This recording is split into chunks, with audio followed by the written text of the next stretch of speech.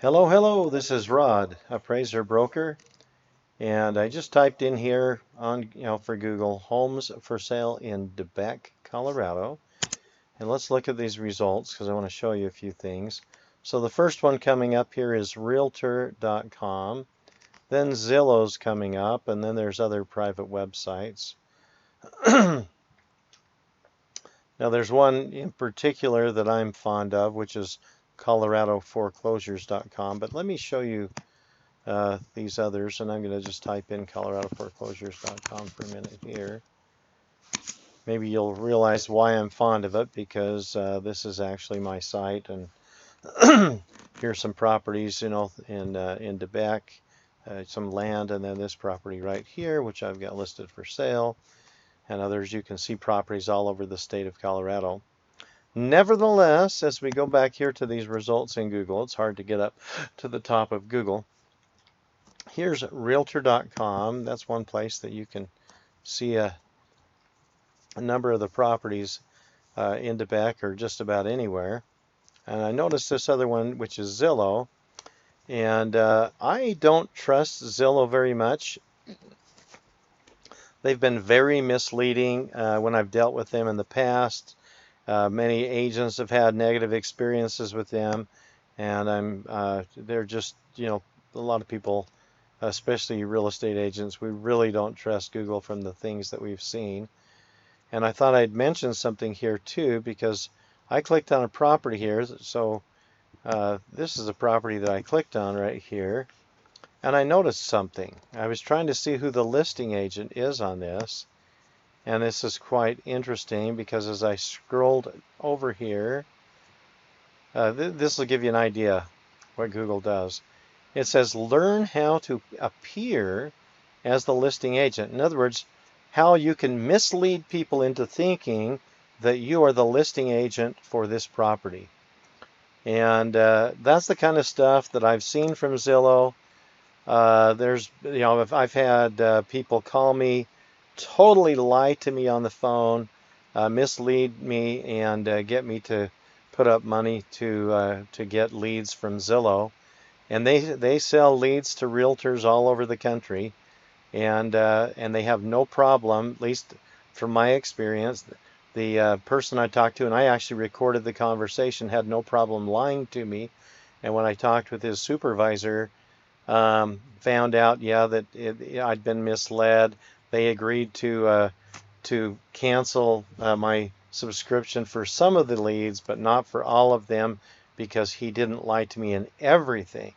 And but anyway, Zillow is very misleading, and that right there was just evidence of it right there for the public to see.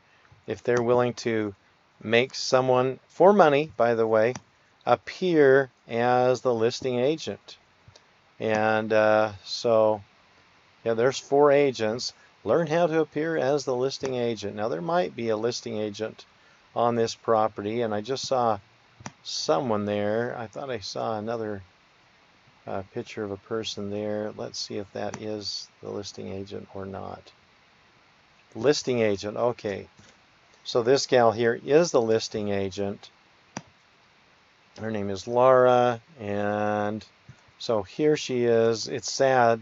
Okay, there it is. It says listing agent, but they make this small and light, and learn how to appear as the listing agent. Yeah, well, sadly, it just reminds me of what Zillow does. If we go back to realtor.com, that's a site where you can find things. They also, charge realtors for different things and probably sell leads, but I don't know that for sure. I'm pretty certain that they do.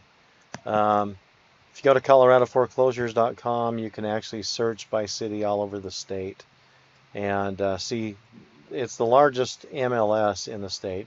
So you have a better chance of seeing a property that you're looking for on my IDX site than, than some of the sites that are connected to some of the other MLSs. This is the largest MLS in the state, but you can actually search by zip code, by city. You can search by map. and you can go in, and so like this came up on Greeley because of what I had that I'd already been searching for before.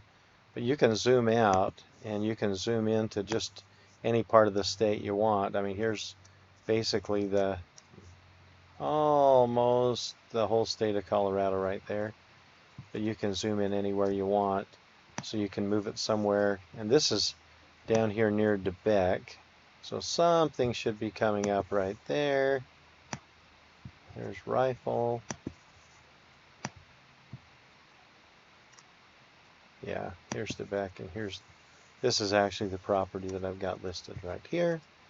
Truth is, it is my property that is for sale, and there were some blossoms here and little almonds when I took this picture, and now there are no less than a dozen almonds on this almond tree, but I've got a lot of fruit trees here. Been working on this for a while, and we're looking at selling it. And you can go through, you can click on the photos, and you can look at all of it. Here's some peaches that are on one of my little peach trees.